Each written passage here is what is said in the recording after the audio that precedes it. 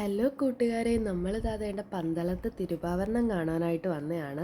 അപ്പോൾ പിന്നെ നമ്മൾ വണ്ടിയൊക്കെ പാർക്ക് ചെയ്തിട്ട് നമ്മൾ നേരെ അമ്പലത്തിൻ്റെ അകത്തേക്ക് വന്നേക്കാണ്. അപ്പം ഒരുപാട് തിരക്കൊന്നുമില്ല, എന്നാൽ തിരക്ക് മൊത്തം സ്വാമിമാരുടെ തിരക്കാണ്. അപ്പം ശബരിമല പോയിട്ട് വരുന്ന സ്വാമിമാരാണ്. അപ്പോൾ കുഞ്ഞു സ്വാമിമാർ മുതൽ വലിയ ഒത്തിരി പ്രായമുള്ള അമ്മൂമ്മമാരും അപ്പൂപ്പന്മാരും ഒക്കെയുണ്ട്. അപ്പോൾ കുഞ്ഞു സ്വാമിമാരെ വരെ ഞങ്ങൾ കണ്ടിട്ടുണ്ടായിരുന്നു. കുഞ്ഞാപ്പിയുടെ പ്രായത്തിനെക്കാട്ടി ചെറിയ സ്വാമിമാർ വരെ ഉണ്ടായിരുന്നു.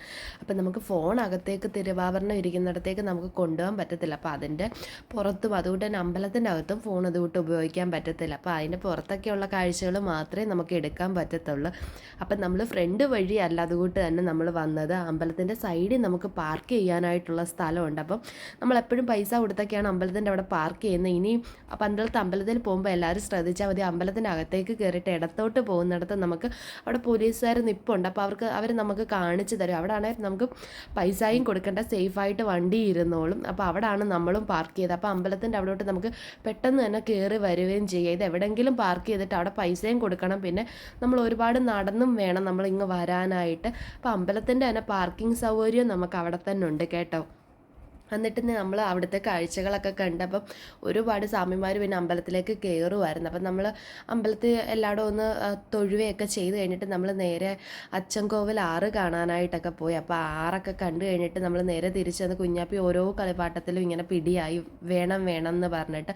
അപ്പം ഒരുപാട് കളിപ്പാട്ടം നമ്മുടെ വീട്ടിൽ ഇരിപ്പുണ്ട്. എന്നാലും കുഞ്ഞാപ്പിക്ക് പക്ഷേ ഇങ്ങനെയൊക്കെ പോകുമ്പം കളിപ്പാട്ടങ്ങളൊക്കെ മേടിക്കണം. അപ്പം ഞങ്ങൾ പറഞ്ഞ അംഗൻവാടി പോലെ അപ്പം ഡെയിലി നമുക്ക് വളയും മാലയൊക്കെ ഇട്ടുകൊണ്ട് പോകണ്ടേ, അതൊക്കെ മേടിക്കുക. അങ്ങനെ അതൊന്നും വേണ്ട, കളിപ്പാട്ടം മതിയെന്ന് പറഞ്ഞ് ലാസ്റ്റ് പിന്നെ ഇങ്ങനെയുള്ള സാധനങ്ങൾ മേടിക്കാമെന്ന് പറഞ്ഞു. അങ്ങനെ പിന്നെ കുറച്ച് സാധനങ്ങളൊക്കെ മേടിച്ച് പിന്നെ അങ്ങനെ അമ്മയുടെ കയ്യിൽ ഞാനിതൊക്കെ കൊടുക്കുകയൊക്കെ ചെയ്തു. ആ ഒരു സമയത്തിന് ഏതൊരു പാവ എടുക്കാൻ പോയി കസേരയുടെ അവിടെ നിന്ന് അങ്ങാണ്ട് ഉരുണ്ട് വീണ് കരച്ചിലായി, ബഹളമായി. പിന്നെ നമ്മൾ നേരെ പോവാണ്. അപ്പം നമ്മുടെ കുഞ്ഞമ്മയുടെ മോടെ പരിപാടി ഉണ്ടായിരുന്നു. അപ്പോൾ ഒത്തിരി പിള്ളേരുണ്ടായിരുന്നു. അപ്പോൾ അതിലെ കുട്ടികളൊക്കെ പറഞ്ഞ് ചേച്ചി ഒന്ന് ഒരുക്കി തരാമോ എന്ന് ചോദിച്ചാൽ അങ്ങനെ 2-3 പിള്ളേരെ ഞാനൊക്കെ ഒന്ന് ഒരുക്കി കൊടുത്തിട്ടുണ്ട് കേട്ടോ. അപ്പോൾ അങ്ങനെ പിന്നെന്ന് പറഞ്ഞു കഴിഞ്ഞാൽ പരിപാടി കാണാൻ സത്യം പറഞ്ഞാൽ ഞാൻ നിന്നില്ല. അപ്പോഴും കുഞ്ഞാപ്പി ഭയങ്കര ബഹളമായിരുന്നു. അങ്ങനെ പിന്നെ 2-3 മക്കളുമാർക്കൊക്കെ ക്ലിപ്പും അതുകൊണ്ട് തന്നെ ചെറിയ രീതി മേക്കപ്പൊക്കെ ചെയ്ത് കൊടുത്തിട്ട് പിന്നെ ഞാനിങ്ങ് പോരുവാണ് ചെയ്തത്.